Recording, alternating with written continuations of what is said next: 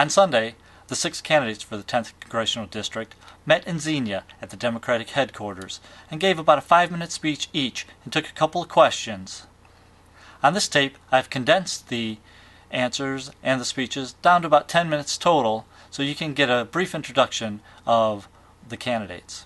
Have to apologize to Mr. Osrati. We did have a technical difficulty changing the battery and we missed most of his presentation.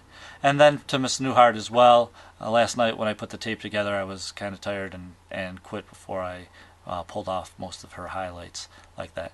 But you do see 4 of us, and keep in mind they are edited by me, and of course I had to edit myself the most. The next contest is for the U.S. Congress of the 10th District, and we are starting out with Tom McMasters as the first one off. This is a big race, and we've got some great candidates, and I want to thank you all for coming here today to help us out. So Tom, if you would. Okay, thank you very much. My name is Tom McMasters. I am a candidate for the 10th Congressional District. But the important part about why I'm here and in this race right now is I've always considered myself as an activist and an idealist. As an idealist out here, you'll see that I'm actually running right now and I'm not taking any campaign contributions at all. My wife has allowed me to go out and spend $4,000 on this campaign to see if an idealist can't get elected. I consider that as seed money, and hopefully that I can get other people here in the audience today and as I speak to actually put forth effort for my campaign. I do have banners for on your car. I do ask people to write emails and stuff like that in order to help my campaign. However, without substance, being an idealist does nothing for you. All right? That's why I took and I make my website as detailed as possible about the things that I believe. And the next candidate will be Olivia Freeman, U.S. Congress 10th District. Olivia? Good afternoon, ladies and gentlemen. My name is Olivia Freeman, and I am your Democratic candidate. I'm very happy to see so many familiar faces today. I would like to answer a few questions right off the bat. Everyone always asks me, Olivia, why on earth would you run for office, especially for Congress? Well, for one reason, because I'm old. I don't have a lot of time to get a lot of things done at a high enough level if I start out as something like mayor or commissioner. I just couldn't get enough done, big things done. We have big issues. We don't have a lot of little issues, and we don't have a lot of time. The way I see this, if we don't get the right person in Congress, we're about to go off a cliff. It is as simple as that. I've already gone out and I've walked this district from Montgomery County, Greene County, and half of Fayette already twice during one blizzard. And you know what I asked for? Nickels and dimes. I said, we're going to nickel and dime Mike to death. And that's what we're doing. We're going to take them out. We're going to take them out. But it's going to be knocking doors, meeting people, and actually shaking hands. So that's one thing. The other thing is, when I look at the other side of my candidates, my opponents, I also realize that we need somebody that has a good business sense. I happen to go out and get contracts for businesses. Small businesses love me. Why? Because I fight for them. I go out and get military contracts for them because it's really complicated. And in Montgomery County, not so much in Greene County, but in Montgomery County, one of the things I found was they just lost a huge office that helps small business get government contracts. We are not having that anymore. No more. We need someone at the congressional level to fight for getting small business the kind of business that they need. These are the dollars that create the new companies, that create the new jobs. We've got to fix some of these things. So that's why I'm running at the congressional level. And then finally, I'm looking at why I want to do this with the skills that I have as a business person. Because I'm a businesswoman, that's what I do. I help people start businesses. I help them start companies. I help them hire people. And at the congressional level, that's what we need. This is not rocket science. We need this. Right now, we are about to go off a cliff. So, my name is Olivia Freeman, and I am your congressional candidate. Thank you. The next candidate is Mac Van Allen, U.S. Congress, 10th District. My name's Mac Van Allen. I'm a candidate for Democratic nomination in the 10th District. I got involved in this because of the complete unwillingness of the members of Congress to act like responsible adults. A lot has been made of this issue of partisanism as being the problem in Washington. Well, partisanism is not the problem. In fact, we have political parties because we have different points of view.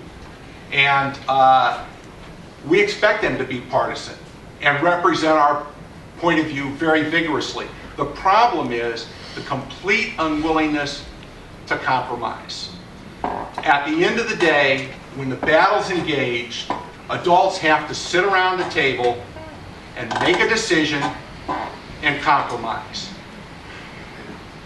There's an issue that is a giant elephant in the room today, and that is the massive debt we've accumulated and the promises that we've made. It's here, it's not going to go away, and it's not going to self-correct. We are either going to deal with it directly and solve that problem, or there will be a solution imposed on us.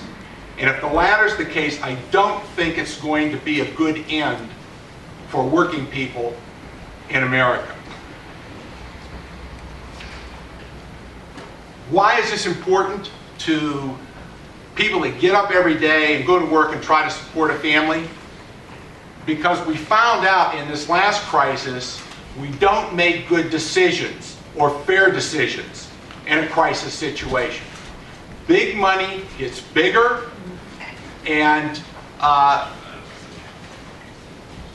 the working person, the middle class person, is excluded from a place at the table. Think back for a minute to 2005, 2006, and 2007. Things seemed fine. Then the bottom fell out, and we made hasty decisions, and I would submit very unbalanced ones. Sure, we avoided a Great Depression. The banks got saved. We fell into a very deep recession with a lot of unemployment, and probably the most egregious thing that came out of that is the bad debt that the banks had created in the first place got moved to the public balance sheet. I think, personally, that's the reason we see the populist insurgency today in this country, both on the right and the left. I'm in this campaign to bring a voice of reason to this problem, to insist on goodwill negotiations and a willingness to compromise on a grand bargain around these issues having to do with deficit, debt, taxes, and entitlements. That's what my candidacy is about. Thank you.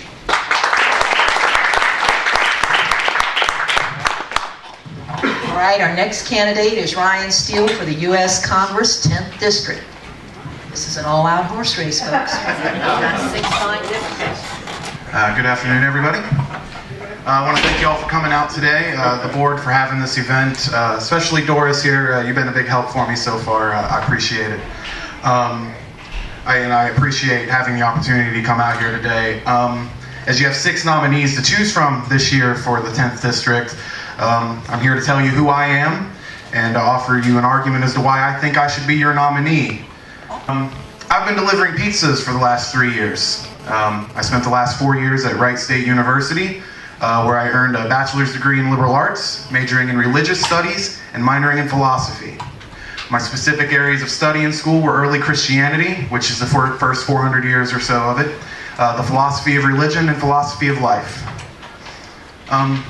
Now, I haven't always delivered pizzas. I used to work for the Beaver Creek Bureau of Motor Vehicles. As the word bureau is in the word bureaucracy, I would say that my 3 years there taught me a lot about bureaucracy. I understand the importance of documentation and verification, and I know the issues that bureaucracy can cause. Also feel free to ask me about the World War II vet that lied about his age to get into the war, and 50 years later the Social Security office had a problem.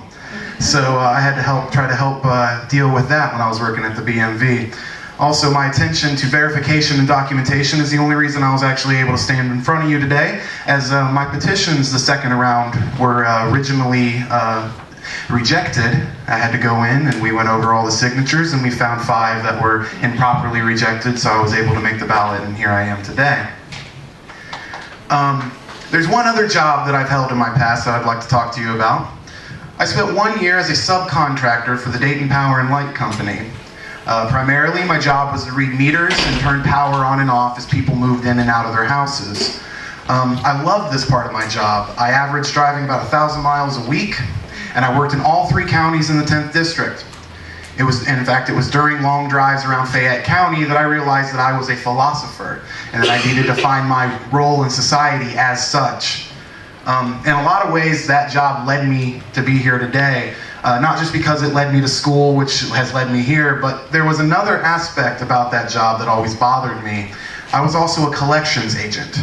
Basically, I sometimes was required to knock on a person's door and either collect money from them or shut their power off. In fact, almost every new guy at that company spent his first few days doing only those orders. Basically, if you couldn't handle it, you weren't going to work out at that company, so they made you go out and do that. I can't describe how much I hated being a part of a system that was hurting people that were already hurting. It never sat right with me. And the things that I saw and the people that I interacted with while working there led to a very dramatic change in my political beliefs. And this is the change, is the reason I think I should be your nominee for representative. On the first day of that job, I was a libertarian. By the end of 1 year working for Dayton Power and Light and turning off people's power, I was something else. And today I stand before you as a conservative Democrat, or a libertarian Democrat, or as I'd like to just say, a moderate. I believe I'm the candidate who can win the general election because I am not simply a Democrat. In this district, I'm very afraid that no matter how qualified a person may be, and we without a doubt have 6 qualified candidates for this office, no matter how qualified a person may be, if the people in this district believe that the Democratic nominee is going to simply follow lockstep with the Democratic Party, that candidate will lose. And if the label liberal sticks too hard, that candidate will lose. In my opinion, the Democrats of the 10th District need to nominate a candidate that can appeal to both sides of the political spectrum. Our next candidate is Sharon Newhart for U.S. Congress, 10th District. I want to tell you that it's great to be here in this room again talking to the Democrats. The last time I was here actually was this fall, this summer. I ran by to sign the SB 5 repeal petition. And it is great, and I enjoy every time I come here. This concludes the video of this past Sunday's candidates forum that occurred in Xenia at the Democratic headquarters. Hope you enjoyed it all. Did want to mention that I do this because I'm looking for the best government that we could possibly have. And if that means that one of the other candidates gets elected, then the other candidate gets elected. But I also believe that an educated voter is my best friend. Check out the rest of my website, and if you believe that I am a great candidate, let me know. I do have bumper stickers that I'm trying to get on cars, and I do have other work that I could use assistance with. Thank you, and have a good evening.